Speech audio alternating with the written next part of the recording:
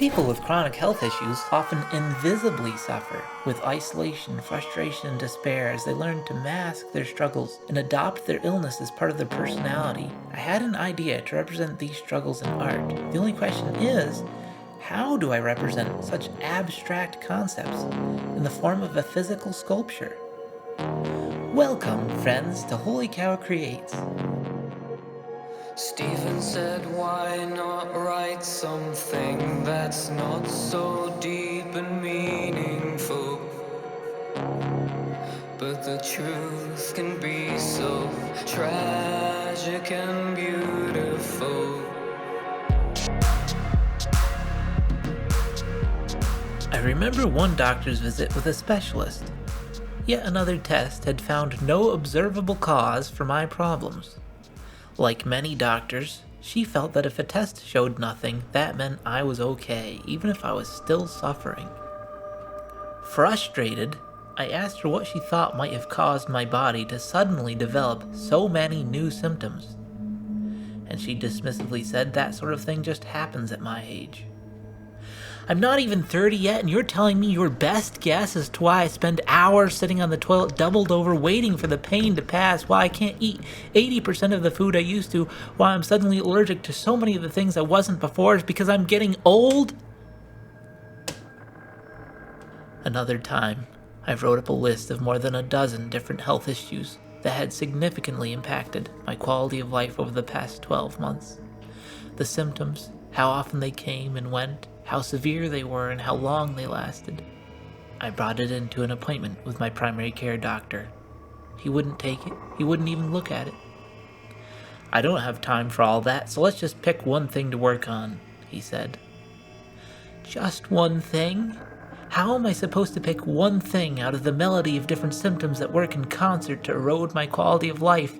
How am I supposed to focus on just one? Which one? The one that caused me the most suffering over the past year? The one that's been the worst this week? The one that's worst today? The one that's easiest to explain? The one that's easiest to treat? But as I hesitate, I see him check his watch and look at the door. So I have to choose one, and then I immediately regret it. He rapid-fires subjective questions about the severity and location of my pain that I don't have the vocabulary to answer, and I don't have the time to think about it. I can tell that by my rushed answers, he's already ruled it out being something serious. He issues me a prescription, or maybe an over-the-counter medication, and tells me to get back to him in 6 months if I'm not better. But this is the third time we've done this. So it's been 3 in 6 months already. I've lost a year and a half of my life to this illness with no progress. The list of my problems is only growing, not shrinking. The only thing that's shrinking is my faith in the medical system. So I come home with another clean bill of health. The appointment summary reads, "The patient claims they have such and such problems." The report mocks me with my own words. But the ultrasound shows no issues. The X-ray shows no issues. The gastroscopy shows no issues.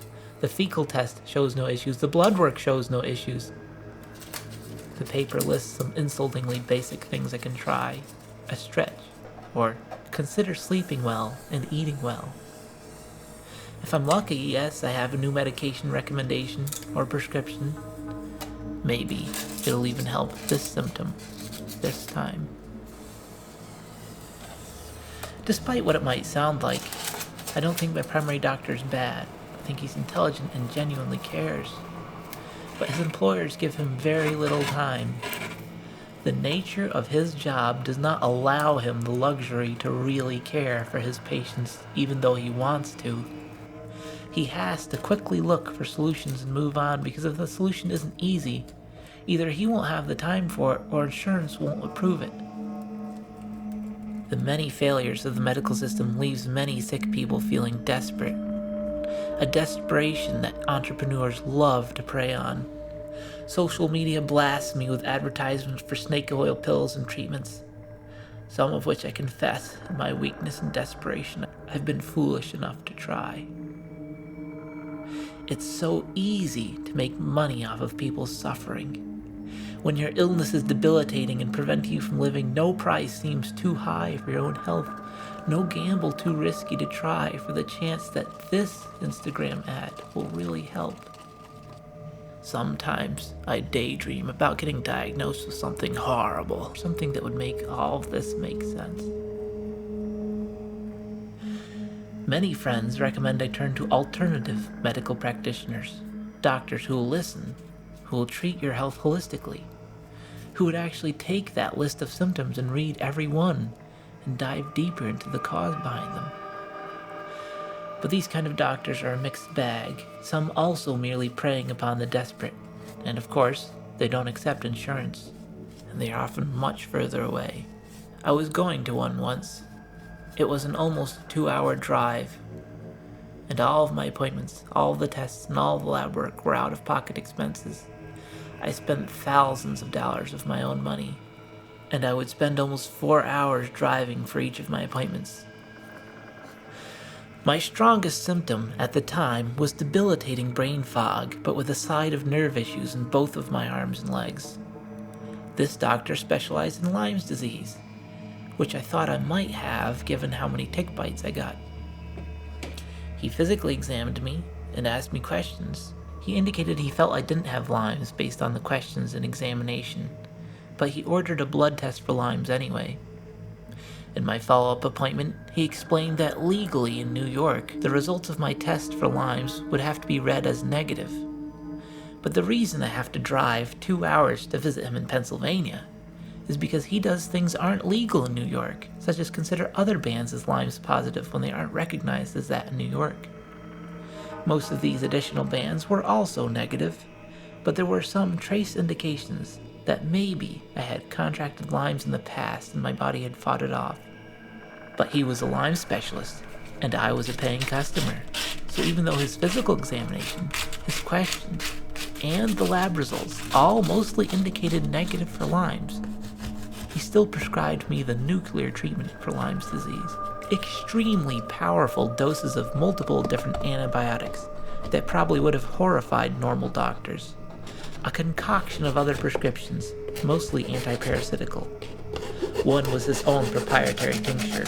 Some were illegal in New York, like ivermectin, which he assured me would not only cure any parasitical Lyme co-infections, but would also cure any COVID. If you've never been on extremely powerful antibiotics, you may not know how difficult it can be and how dangerous. I was extremely nauseous all day long, every day I was on them. The cacophony of powerful medications made me so ill. There were times I simply had to skip dosages because I thought I would die if I kept taking everything he had prescribed. After a time, I finished out my last prescribed course of antibiotics, and I stopped calling him back or going to follow-up appointments. To this day, I still don't know if the treatments did any good. The experience also left me with a constant paranoia about all of my prescriptions and medications. Now I'm always wondering if they're helping more than hurting, even something as simple as vitamin D. Sometimes I feel like none of the medications I've ever taken have really helped. And as much as I ever thought they did, it was just the natural ebbing and flowing of my symptoms. My brain fog came and went, but it didn't seem correlated to the medications, and I continued to have brain fog for a while after I had taken all of the medications he prescribed. Though, eventually, the brain fog did go away. However, I developed new symptoms, a lot of them gut and digestion related, which I have often suspected was because of the extreme antibiotics that ravaged the bacteria in my gut. For some reason, I'm more cautious about pursuing alternative medicine doctors now, and this is where many people start to make their chronic suffering invisible, because you become conditioned to be hopeless. After enough fruitless doctor appointments, prescriptions that don't work, tests that keep showing no results, you give up finding out what's wrong with you, let alone ever finding a cure. You become resigned. This is just who you are. It's just a part of you. So you try to adapt to it, to live with it. Sometimes that's easier than others. At least for me, the nature and severity of my symptoms come and go. but most often they are not debilitating. I can distract myself from it. I'm able to pretend I'm okay. I just have to adjust my baseline for what okay means, because if I didn't, I would never have days where I'm okay. But enough about me. What about you? If you have any struggles with chronic illness or pain, please share your experiences in the comments. It's not that you can't live with chronic pain. It just makes life less colorful. You can't enjoy things as much when you are depleted from day after day, year after year, of the passive weight of it. It's almost like being depressed. Depression is, itself, a form of chronic illness. Sometimes it's the cause, sometimes it's just another symptom. The difficult thing with making your illness invisible to others is that it doesn't change the reality. The reality that you can do so much less than back when you were healthy, that you can do so much less than your peers can. A normal life, a career, accomplishments or accolades, even a family, they all seem unachievable and distantly far away for you. It's so hard to find peace with the fact that you'll never be as capable as you once were, that you'll simply have to live with the fact that being sick will take hours out of every day you have. Being sick, in a way, is another job. If you're lucky, it's only part-time. Assimilating your chronic illness into your life until it becomes invisible is a double-edged sword. But if you don't make it invisible, you have to suffer with it being the focus of every conversation with every person you ever talk to. It becomes your whole personality, and you forget who you would even be without it. Every conversation turns into a recap of your latest symptoms, or your latest fruitless struggle with the medical system. You become known as that sick guy. Can you see why it's so preferable to suffer invisibly? Why would I want every conversation to be about the least happy part of my life? Your suffering, though, isn't always invisible to others when you think it is. Sometimes the only person you've fooled is yourself. There have been times I've done so well at ignoring all of my problems that it's taken other people pointing it out to me to realize how bad things still are. On the other hand, when the symptoms do get especially bad, it's other people that become invisible to you. While chronically suffering people aren't selfish, and in fact, chronic illness can teach you to be more empathetic for others, it's still hard to see other people or be as active in their lives when you're suffering. It's a little hard to pay attention to other people when you have a knife stuck in your side.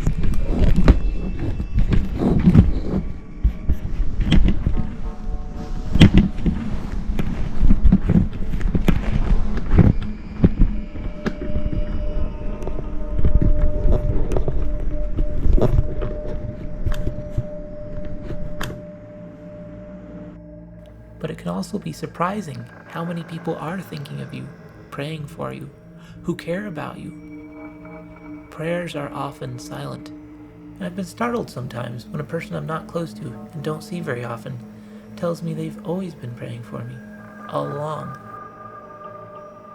Another type of person always has a solution or suggestion, another pill or home remedy or doctor that they're sure they've heard fixes all the exact problems you have. They're just trying to help, but they can't. Nobody can really join you in your suffering or deliver you from it. I've had multiple people say they admire me for staying so physically active despite all my health issues.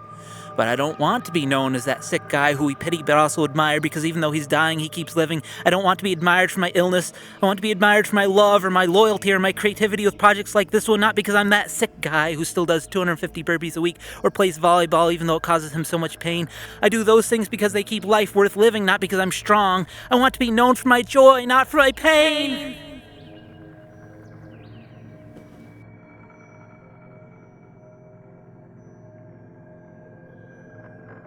The other reason chronically ill people try to make it invisible is because without a diagnosis, without a simpler set of symptoms, and it being chronic rather than acute, it can be difficult to explain. People want a one-word explanation like Lyme or endometriosis or cancer, something they either already know or they can Google it later. If your doctor doesn't have time to read the pages of symptoms you've experienced on and off over the past year which weave together to form the web you've been caught in, I can guarantee you the person you just met doesn't have time to listen to it all either. And then there are people, sometimes doctors even, who think that if you can't explain it concisely or give them official diagnosis, then you might just be a hypochondriac. Maybe you just worry about everything.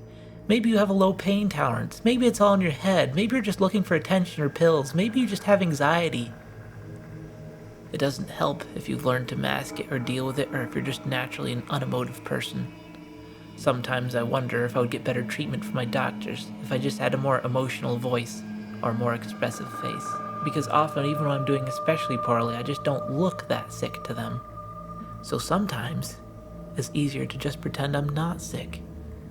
Then the passive weight of it all builds up as I try to ignore it until it bursts and I break down and I can't pretend to be okay anymore. I'm not okay. I'm tired of being in pain every day. I'm tired of being held back from all my dreams by my body. I'm tired of being pitied, and I'm especially tired of doctors and pills that don't do anything. The one final thing anyone with these struggles will relate to, but someone who hasn't may not even think of, is the fear that comes with doing better. The fear when your symptoms are mild enough to live with, that the worst episodes of your life will return. At one point, I had an issue with my legs that was so severe, I couldn't do more than walk around the house. Walking and hiking in nature's way anchor my soul and find peace and de-stress. I have a daily habit of walking in the woods in the morning to pray and walking down the road in the evening to see the sunset as I wind down for the evening. And one of the most exciting and rejuvenating things for me is to hike a mountain in the Adirondacks. But at my worst, I was so debilitated I couldn't even walk a few yards on flat ground. I remember trying to mow the lawn with a push mower, and would have to walk up to it, push it forward with only my arms and my chest until my arms were fully extended, then shuffle my feet forward until my chest was up against the push bar, and I could extend my arms forward to move it again, creeping slowly like an inchworm. Even not using my legs to push the mower at all, it was still excruciatingly painful. I went from hiking 20 miles and 4,000 feet of elevation in the mountains to struggling with 1/10 of a mile and finding difficulty even in going to the mailbox to get mail. The very thing I used to do to cope with all my struggles was taken away from me. And the issue was never discovered, never resolved. So now, when my leg issues start resurfacing again, as they sometimes do, I live in the fear that it might get so bad again that my ability to move will be taken away from me once more. But let me take you through how I conveyed all these struggles in the diorama.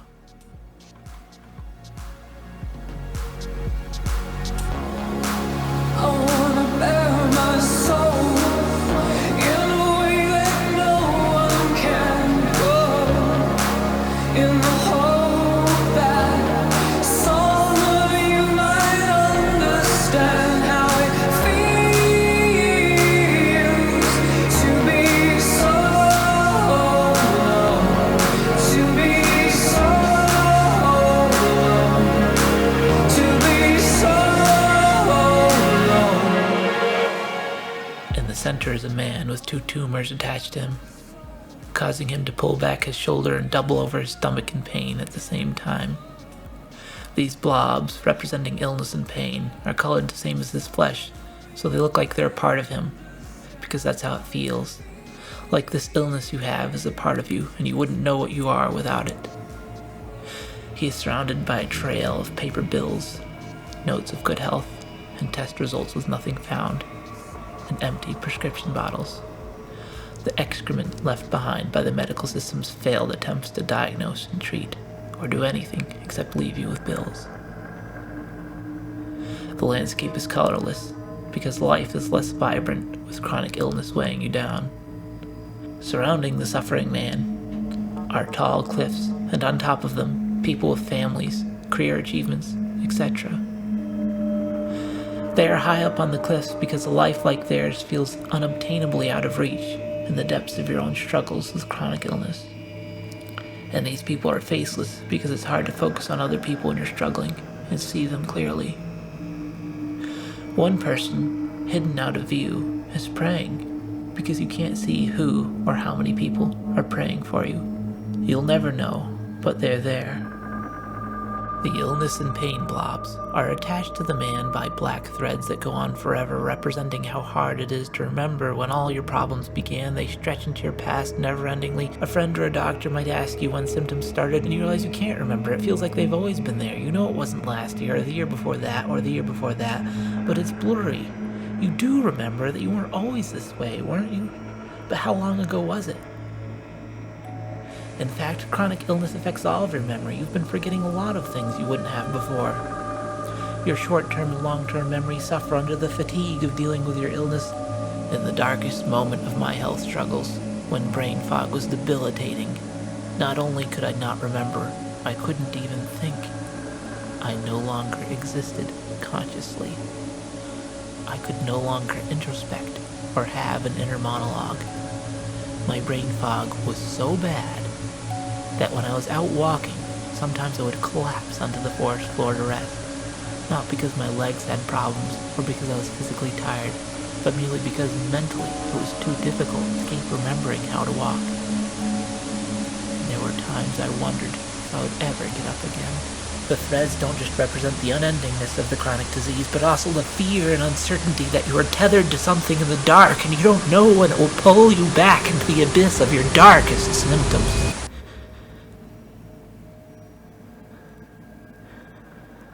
The people surrounding the man look empathetic.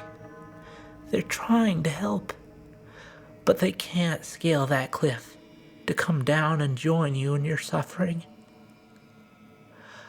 Nor can they pull you up out of it. They can sympathize, but they can't really save you. The only one who can save you is the one who made this world in 6 days, whose grace is sufficient for us, whose power is made perfect in our weakness, who gives us favor we don't deserve. Saving grace we cannot put into words.